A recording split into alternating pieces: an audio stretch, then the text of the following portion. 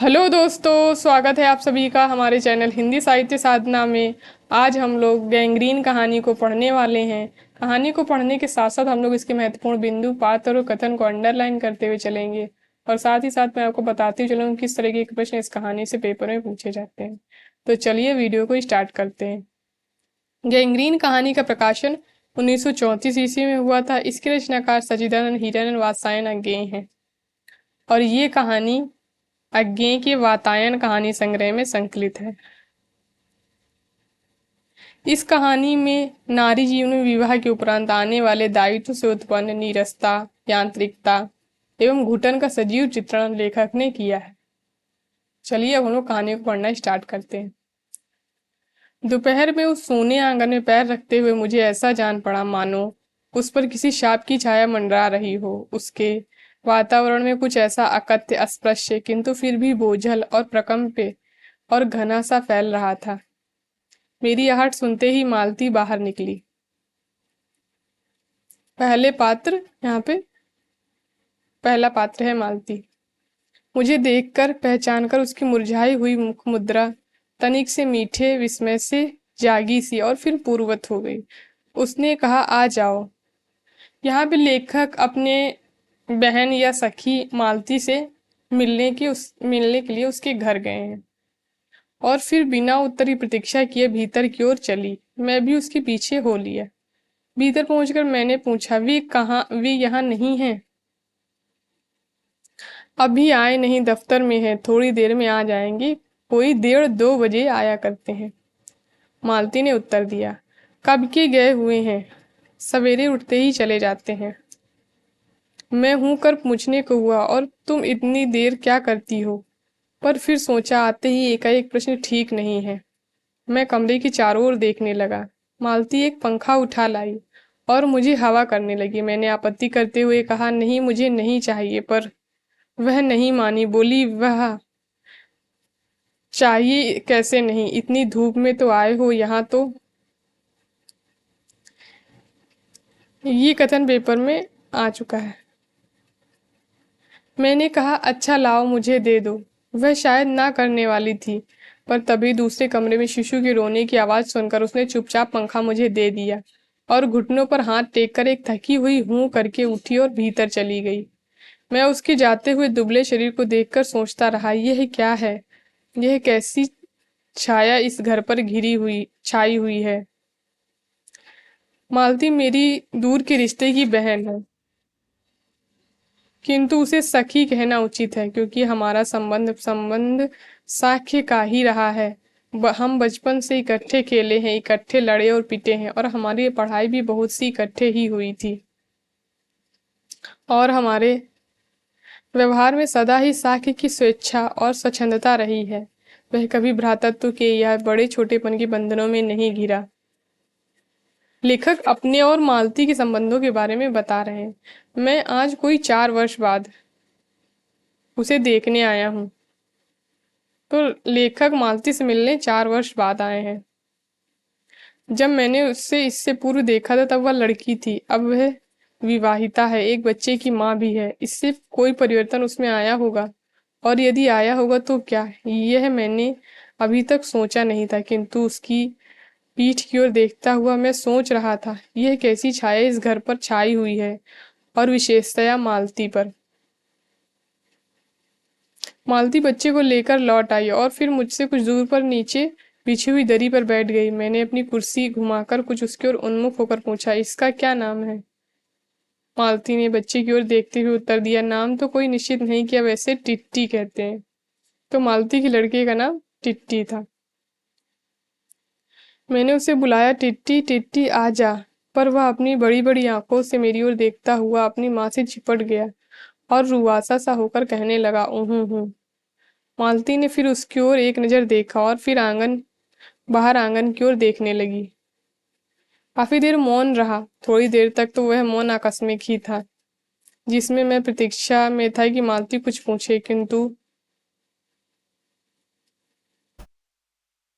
उसके बाद एकाएक मुझे ध्यान हुआ, मालती ने कोई बात नहीं की, यह भी नहीं पूछा कि मैं कैसा हूँ, कैसे आया हूँ। चुप बैठी रही। क्या विवाह के 2 वर्ष विवाह के 2 वर्ष में ही वे बीते दिन भूल गई, या अब मुझे दूर इस विशेष अंतर पर रखना चाहती है, क्योंकि वह निर्बाध और स्वच्छंद अब तो नहीं हो सकती, पर फिर भी ऐसा मौन, ऐसा अजनबी से भी नहीं होना चाहिए। तो लेखक मालती में आए हुए परिवर्तनों से थोड़े से अप्रसन्न है। मैं कुछ खिन्न सा होकर कुछ दूसरी ओर देखने लगा। जान पड़ता है तुम मेरे आने से विशेषता प्रसन्न नहीं हुई, लेखक ने कहा। उसने एकाएक चौंक कर कहा, हूँ। यह हूँ प्रश्न सूचक था, इसलिए किंतु इसलिए नहीं कि मालती ने मेरी बात सुनी नहीं थी, केवल विस्मय के कारण। इसलिए मैंने अपनी बात दोहराई नहीं, चुप बैठा रहा। मालती कुछ बोली ही नहीं। तब थोड़ी देर बाद मैंने उसकी ओर देखा। वह एकटक मेरी ओर देख रही थी, किंतु मेरे उधर उन्मुख होते ही उसने अपनी आंखें नीची कर ली। फिर भी मैंने नहीं देखा। उन आंखों में कुछ विचित्र सा भाव था, मानो मालती के भीतर कहीं कुछ चेष्टा कर रहा हो, किसी बीती हुई बात को याद करने की, किसी बिखरे हुए वायुमंडल को पुनः जगाकर गतिमान करने की, किसी टूटे हुए व्यवहार तंतु को पुनर्जीवित करने की, और चेष्टा में सफल ना हो रहा हो। वैसे जैसे देर से प्रयोग में न लाए हुए अंग को व्यक्ति एकाएक उठाने लगे और पाए कि वो उठता ही नहीं, चिर विस्मृति में मानो मर गया हो, उतने ही क्षीण बल से, यद्यपि वह सारा बल प्राप्य है, उठ नहीं सकता। मुझे ऐसा जान पड़ा मानो किसी जीवित प्राणी के गले में किसी मृत जंतु का तोक डाल दिया गया हो। वह उसे उतार कर फेंकना चाहे, पर वो उतार ना पाए।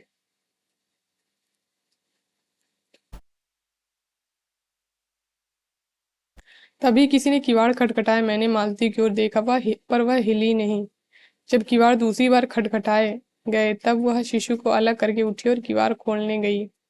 वे यानी मालती के पति आए हैं। मैंने उन्हें पहली बार देखा था, यद्यपि फोटो से उन्हें पहचानता था। परिचय हुआ। मालती खाना तैयार करने में आंगन में चली गई और हम दोनों भीतर बैठकर बातचीत करने लगे, उनकी नौकरी के बारे में, उनके जीवन के बारे में, उस स्थान के बारे में और अन्य विषयों के बारे में जो पहले परिचय पर उठा करते हैं, एक तरह का एक सुरक्षात्मक कवच बनकर। मालती के पति का नाम महेश्वर है। वह एक पहाड़ी गांव में सरकारी डिस्पेंसरी के डॉक्टर हैं। उसी हैसियत से इन क्वार्टरों में रहते हैं। तो मालती के जो पति हैं वो सरकारी डिस्पेंसरी में डॉक्टर हैं। प्रातःकाल 7 बजे डिस्पेंसरी चले जाते हैं और 1:30-2 बजे लौटते हैं, यानी कि वो 7 बजे जाते हैं सुबह और 1:30-2 बजे लौटते हैं। उसके बाद दोपहर भर छुट्टी रहती है, केवल शाम को 1-2 घंटे फिर चक्कर लगाने के लिए जाते हैं डिस्पेंसरी के साथ के छोटे से अस्पताल में पड़े हुए रोगियों को देखने और अन्य जरूरी हिदायतें करने। उनका जीवन भी बिल्कुल एक निर्दिष्ट ढर्रे पर चलता है। नित्य वही काम, उसी प्रकार के मरीज, वही हिदायतें, वही नुस्खे, वही दवाइयाँ। वह स्वयं उकताए हुए हैं और इसलिए और साथ ही इस भयंकर गर्मी के कारण वह अपने फुर्सत के समय भी सुस्त ही रहते हैं। हल्दी हम दोनों के लिए खाना लेकर आई। मैंने पूछा, तुम नहीं खाओगी या खा चुकी? महेश्वर बोले कुछ हंसकर, वह पीछे खाया करती है। पति 2:30 बजे खाना खाने आते हैं, इसलिए पत्नी 3 बजे तक भूखी बैठी रहेगी।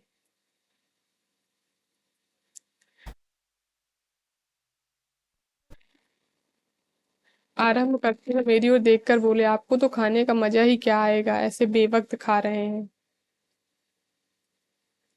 ये कथन पेपर में आया था।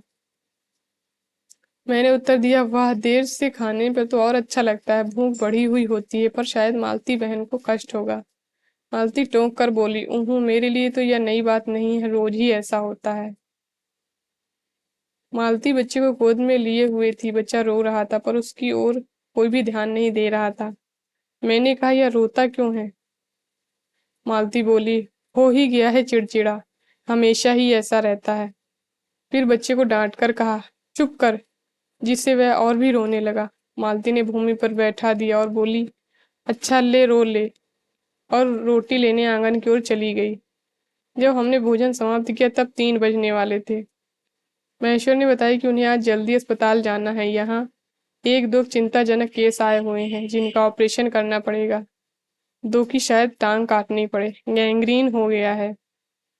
थोड़ी ही देर में वह चले गए। मालती किवाड़ बंद कर आई और मेरे पास बैठने लगी ही थी कि मैंने कहा, अब अब तो खाना खा लो, मैं उतनी देर टीटी से खेलता हूँ। वह बोली, खा लूंगी, मेरे खाने की कौन बात है, किंतु चली गई। मैं टीटू को हाथ में लेकर झुलाने लगा, जिससे वह कुछ देर के लिए शांत हो गया। दूर शायद अस्पताल में ही तीन खड़के। एकाएक मैं चौंका। मैंने सुना मालती वहीं आंगन में बैठी अपने आप ही एक लंबी थकी हुई सांस के साथ कह रही थी, 3 बज गए। मानो बड़ी तपस्या के बाद कोई कार्य संपन्न हो। थोड़ी ही देर में मालती फिर आ गई। मैंने पूछा, तुम्हारे लिए कुछ बचा भी था? सब कुछ तो? बहुत था। हाँ, बहुत था। भाजी तो सारी मैं ही खा गया था, वहां बचा कुछ होगा नहीं। यूं ही रौब तो न जमाओ कि बहुत था, मैंने हंसकर कहा। मालती मानो किसी और विषय की बात कहती हुई बोली, यहाँ की सब्जी वब्जी तो कुछ होती ही नहीं। कोई आता जाता है तो नीचे से मंगा लेते हैं। मुझे आए 15 दिन हुए। सब्जी जो साथ लाए थे वही अभी बढ़ती जा रही है। मैंने पूछा, नौकर कोई नहीं है? कोई ठीक मिला नहीं, शायद एक दो दिन में हो जाए। बर्तन भी तुम ही मांजती हो, और कौन? कहकर मालती छन में जाकर लौट आई। मैंने पूछा, कहाँ गई थी? आज पानी ही नहीं है, बर्तन कैसे मंजेंगे? क्यों, पानी को क्या हुआ? लेखक ने पूछा। रोज ये होता है, कभी वक्त पर तो आता नहीं। आज शाम को 7 बजे आएगा, तब बर्तन मंजेंगे। चलो, तुम्हें 7 बजे तक छुट्टी हुई। कहते हुए मैंने मन ही मन सोचने लगा, अब इसे रात के 11 बजे तक काम करना पड़ेगा। छुट्टी क्या खाक हुई। यही उसने कहा। मेरे पास कोई उत्तर नहीं था, पर मेरी सहायता टिट्टी ने की। एकाएक फिर रोने लगा और मालती के पास जाने की चेष्टा करने लगा। मैंने उसे दे दिया। थोड़ी देर फिर मौन रहा। मैंने जेब से अपनी नोटबुक निकाली और पीछे दोनों दिनों के लिखे हुए नोट देखने लगा। तब मालती को याद आया। उसने मेरे आने का कारण पूछा। कारण तो पूछा नहीं और बोली, यहाँ आए कैसे? मैंने कहा ही तो। अच्छा, अब याद आया, तुमसे मिलने आया था। और क्या करने?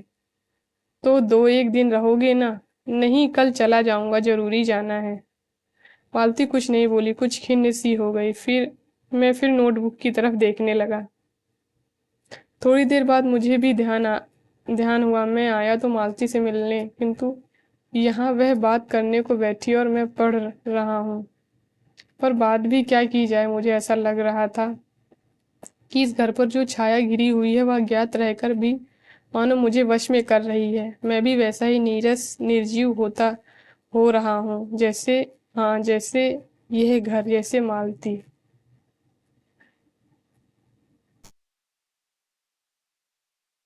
ये पेपर में आया हुआ कथन है। मैंने पूछा, तुम कुछ पढ़ती लिखती नहीं? मैं चारों ओर देखने लगा कि कहीं किताबें दिख पड़े। यहाँ कहकर मालती थोड़ा सा हंस दी। वह हंसी कह रही थी कि यहाँ पढ़ने को है क्या? मैंने कहा, अच्छा, मैं वापस जाकर तुम जरूर कुछ पुस्तकें भेजूंगा। और वार्तालाप फिर समाप्त हो गया। यानी कि मालती कुछ लेखक से कुछ बात नहीं कर रही थी ज्यादा। थोड़ी देर बाद मालती ने पूछा, कैसे आए हो, लॉरी में या पैदल? इतनी दूर, बड़ी हिम्मत की। आखिर तुमसे मिलने आया हूँ। ऐसे ही आए हो? नहीं, कुली पीछे आ रहा है सामान लेकर। मैंने सोचा बिस्तर ले ही चलूं। अच्छा किया। यहाँ तो बस, कहकर मालती चुप रह गई। फिर बोली, तुम थके होगे, लेट जाओ। नहीं, बिल्कुल नहीं थका। रहने भी दो, थके नहीं, भला थके नहीं। और तुम क्या करोगी? मैं बर्तन मांज रखती हूँ, पानी आएगा तो धुल जाएंगे। मैंने कहा, वाह, क्योंकि और कोई बात मुझे सूझी नहीं। थोड़ी देर में मालती उठी और चली गई, टिट्टी को साथ लेकर। तब मैं भी लेट गया और छत की ओर देखने लगा। मेरे विचारों के साथ आंगन से आती हुई बर्तनों के घिसने की खन खन ध्वनि मिलकर एक विचित्र सा स्वर उत्पन्न करने लगी, जिसके कारण मेरे अंग धीरे धीरे ढीले पड़ने लगे। मैं ऊँघने लगा। एकाएक एक स्वर टूटा, मौन हो गया। इससे मेरी तंद्रा भी टूटी। मैं उस मौन में सुनने लगा। 4 खड़क रहे थे और इसी का पहला घंटा सुनकर मालती रुक गई थी। वह 3 बजने वाली बात मैंने फिर देखी, अब की बार उग्र रूप में। मैंने सुना मालती एक बार, एक बिल्कुल अनैच्छिक, अनुभूतिहीन, नीरस यंत्रवत, वह भी थके हुए यंत्र के स्वर में कह रही है, 4 बज गए। मानो इस अनैच्छिक समय को गिनने में उसका मशीन तुल्य जीवन बीतता हो। वैसे ही जैसे मोटर का स्पीडोमीटर यंत्र फासला नापता जाता है और यंत्रवत विश्रांत स्वर में कहता जाता है, किससे कि मैंने अपने अमित शून्य पथ का इतना अंश तय कर लिया है, ना जाने कब कैसे मुझे नींद आ गई।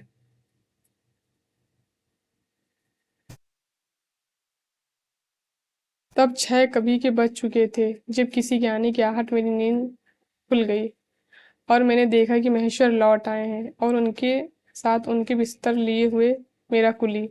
मैं मुंह धोने को पानी मांगने को ही था कि मुझे याद आया कि पानी नहीं होगा। मैंने मुंह हाथों से मुंह पोंछते पोंछते महेश्वर से कहा, आपने बड़ी देर की।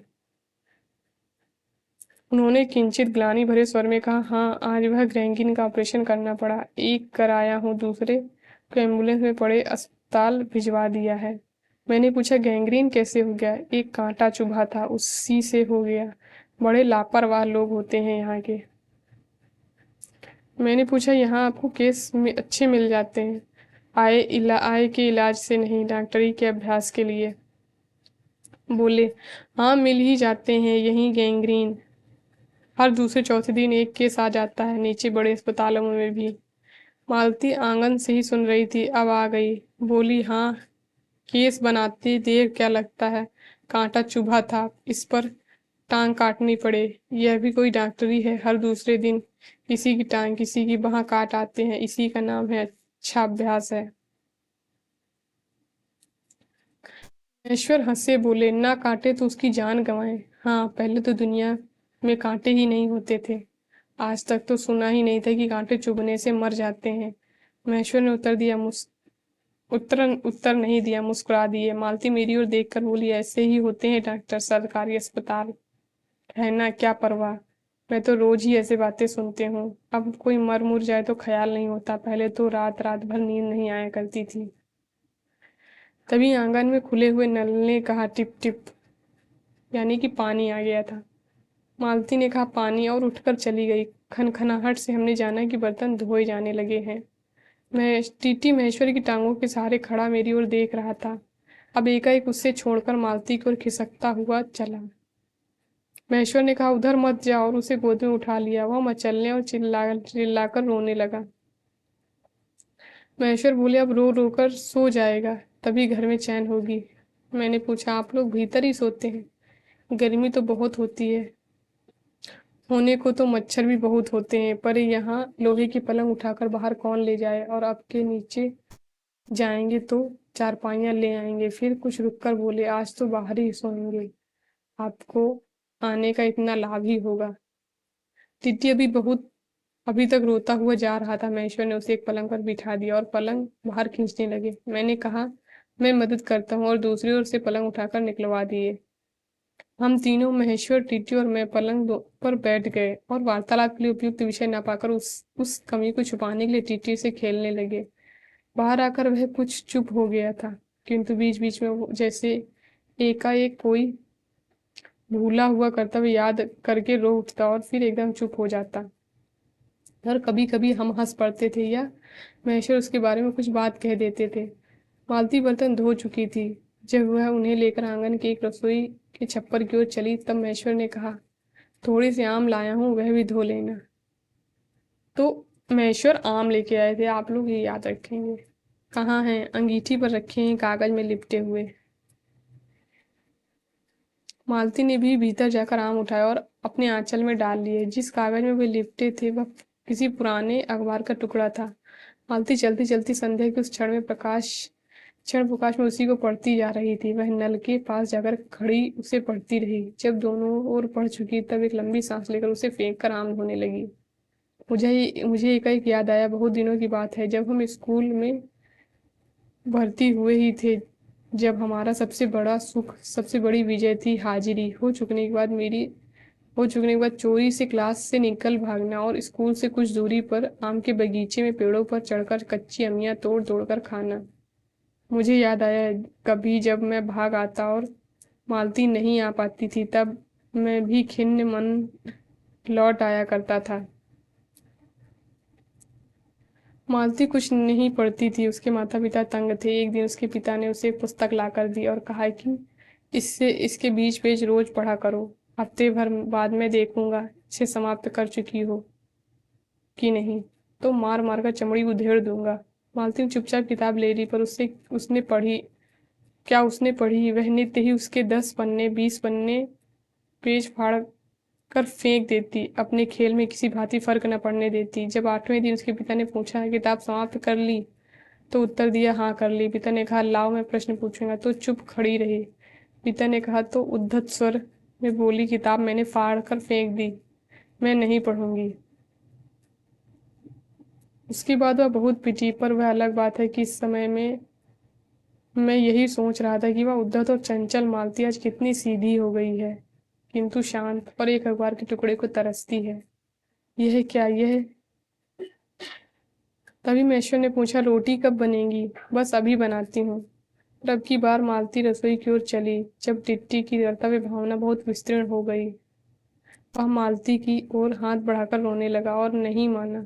मालती उसे गोद में लेकर चली गई। रसोई में बैठकर एक हाथ से उसे थपकने और दूसरे से छोटे छोटे डिब्बे उठाकर अपने सामने रखने लगी। हम दोनों चुपचाप रात्रि और भोजन की एक दूसरे की ओर कुछ कहने की और न जाने किस न्यूनता की पूर्ति की प्रतीक्षा करने लगे। हम भोजन कर चुके थे और बिस्तरों पर लेट गए और टिट्टी सो गया था। मालती पलंग के एक और मोम जामा बिछाकर उस पर लिटा गई थी। वह सो गया, पर नींद में कभी कभी चौंक उठता था। एक बार तो उठकर बैठ भी गया था, पर तुरंत ही लेट गया। मैंने महेश्वर से पूछा आप तो थके होंगे, सो जाइए। वह बोले थके तो आप अधिक होंगे, 18 मील पैदल चलकर आए हैं। तो लेकर 18 मील पैदल चल के मालती के घर आए थे, किंतु उनके स्वर ने मानो जोड़ दिया था, थका तो मैं भी हूँ। मैं चुप रहा। थोड़ी देर में किसी अपर संज्ञा ने मुझे बता दिया वह ऊँघ रहे हैं। तब लगभग 10:30 बजे थे। मालती भोजन कर रही थी। मैं थोड़ी देर मालती की ओर देखता रहा। वह किसी विचार में, यद्यपि बहुत गहरे विचार में नहीं, लीन हुई धीरे धीरे खाना खा रही थी। मैं इधर उधर खिसक कर आराम से होकर आकाश की ओर देखने लगा। पूर्णिमा थी, अंधकार अनभ्र था।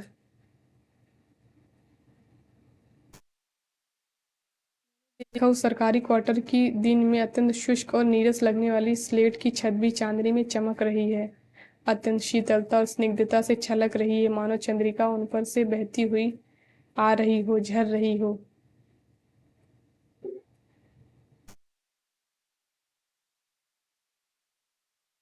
देखा पवन में चीड़ के वृक्ष, गर्मी में सूख कर मटमैले हुए चीड़ के वृक्ष धीरे धीरे गा रहे हो कोई राग जो कोमल है किंतु करुण नहीं, अशांतिमय है किंतु उद्वेगमय नहीं।